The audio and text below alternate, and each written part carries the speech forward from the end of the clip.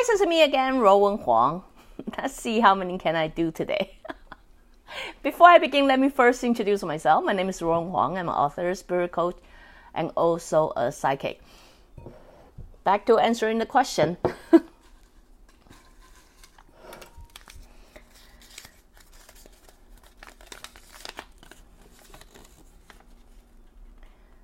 Okay, this is I'm gonna skip this because it's an episode itself, so I'm gonna come back and talk about it.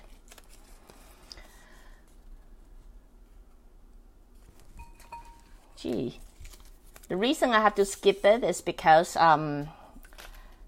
it's all about disease, and then I personally like to put each disease as one episode itself, so that's what I'm not talking about. So how do I grab the information from the universe? How to channel? This is kind of very similar to the one that I just answered, but anyway, let's repeat one more time on this one. How do you grab information from the universe? How to channel? Very simple. You really have to let go of your expectation. I really, truly, at least that's something I learned.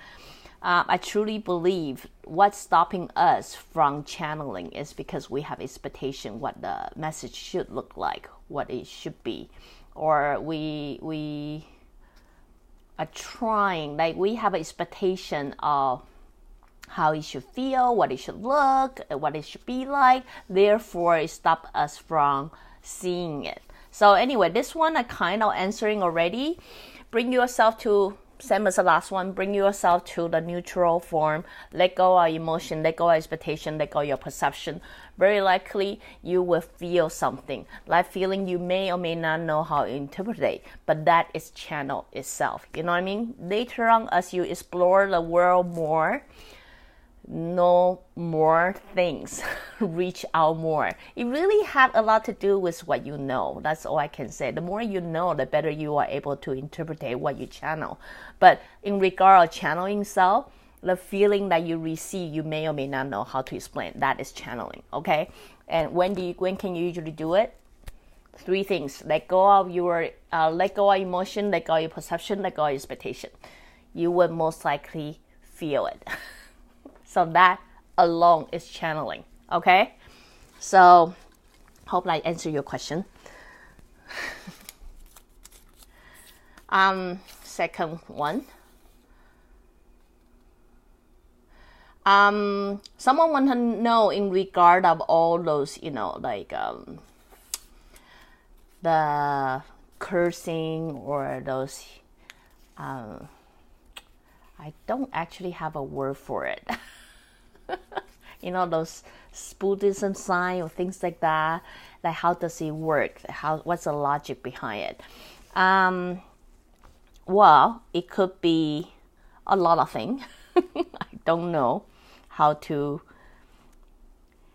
Southeast Asia have a lot of curses. It's basically using the chain to bind certain power together, therefore create impact on the other. Does it come with a cost? Yes. It just normally the person who doing so don't see it or don't see it yet. You know what I mean? But it usually comes with a cost. So the impact of that is basically using certain bind, certain spell, or certain chant or symbol or whatever it is, add on to their belief. It depends on how strong their energy is, how strong their belief is, and sometimes they don't have enough power to make it happen. They will use certain binding spell. Believe it or not, it do exist. Then using other spirits' energy to force things to happen.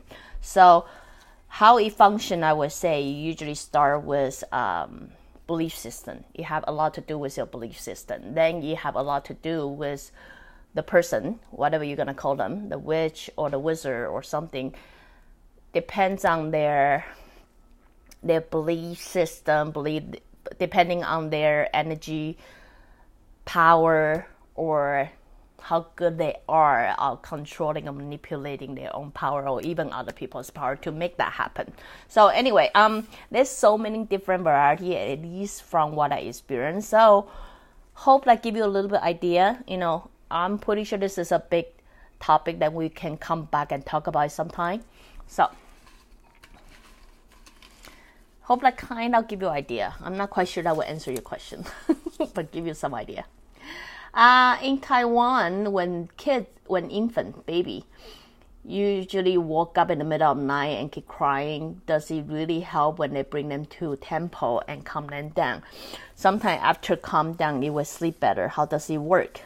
When the baby getting shocked, how does something happen at home? How does a mom able to handle this?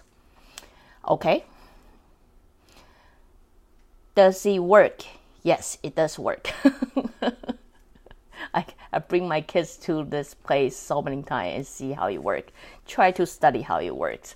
So how does it work? It's basically using the greater power to balance, to neutralize the quick vibration. Then you will be in a very calm status of mind, and then your baby will sleep better. So as a mom, how can you create the same impact?